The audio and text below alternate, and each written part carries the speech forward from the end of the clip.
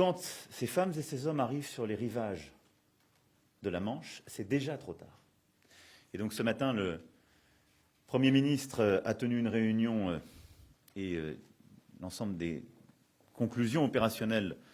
seront dévoilées, mais nous allons d'une part maintenir évidemment cette présence maximale, continuer d'utiliser aussi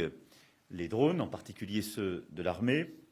mobiliser des réservistes, demander une mobilisation supplémentaire des Britanniques, car je rappelle qu'à cet égard, nous tenons en quelque sorte la frontière pour les Britanniques, et que toutes ces femmes et ces hommes ne veulent pas l'asile en France. Il nous faut développer de manière beaucoup plus forte et responsabiliser nos partenaires.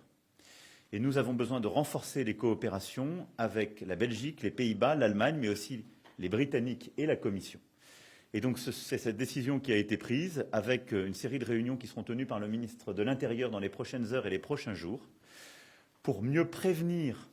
les arrivées sur le sol français venant des routes du Sud comme des routes du Nord et de l'Est, et pour mieux intégrer aussi les Britanniques à la prévention de ces flux en démantelant les réseaux de passeurs. Nous en avons démantelé plusieurs dizaines encore ces dernières semaines, et je salue la mobilisation de nos préfets dans la région et de nos forces de sécurité intérieure, mais il nous faut une coopération européenne plus forte en la matière.